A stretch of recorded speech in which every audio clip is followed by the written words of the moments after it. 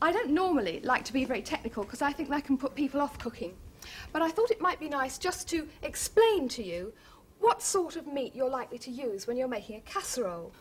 Casseroling meat usually comes from the forequarter of the animal, and the forequarter is in fact the part of the animal that pulls the other half along, and it really has to work harder. And because it has to work harder, it develops something called connective tissue and muscle, and that makes the meat tougher. But that has lots of advantages, which I'll explain in a minute. But let's just have a look at the cuts. Through this area here, we've got chuck and blade.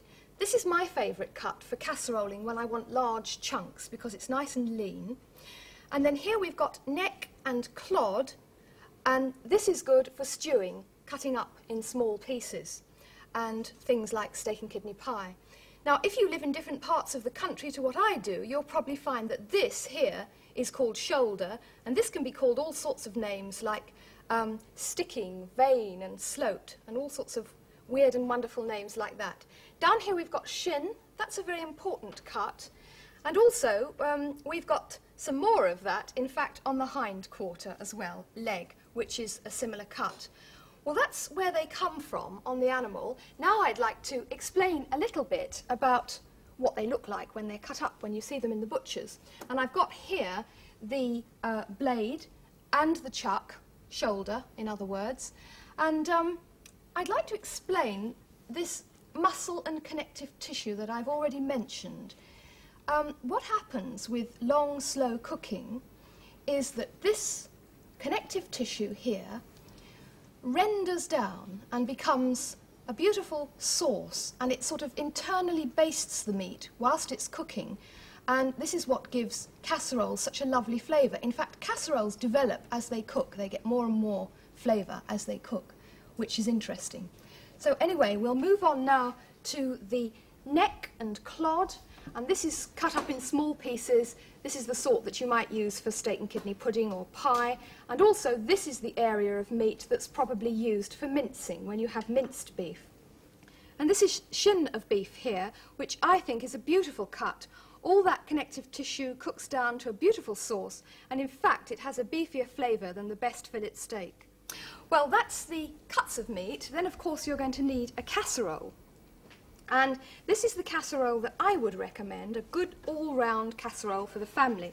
Now, it's made of very heavy material. It's made of very heavy cast iron, which conducts the heat very evenly, and then it's lined inside with enamel, and that's a good size. And the advantage is that you can use it on top of the stove, or you can transfer it to the oven, and you can also, I think it's pretty enough to take to the table. So that's a good all-round family casserole. It's an investment. It costs a few pennies, but it will last you a lifetime and be very useful.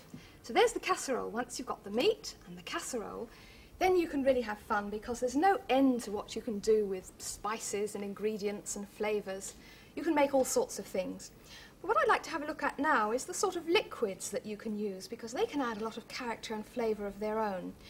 First of all, beef stock made with bones that we saw last week, and then next in the line there, pale ale.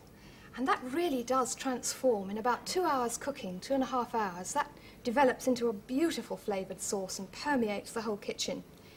Next door to that we've got stout, and again that has similar qualities. I like to use slices of braising steak and lots of onions and chuck a bit of stout over.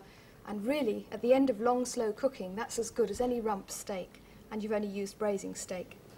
Here we've got red wine, very special, has all the right qualities, but is very expensive. And so what I like to do is keep handy in my kitchen some dry cider. And I emphasise dry because sweet cider is not the same for cooking. And also I try to use a still cider, which I think is better than the fizzy stuff. And you'll be surprised at how good cider is for cooking, and so much cheaper. And any recipe that you come across that asks for wine and you can't afford it, then take it from me. You can use dry cider and it'll taste every bit as good. Even that Boeuf Bourguignon that we saw at the beginning of the programme can be made with dry cider.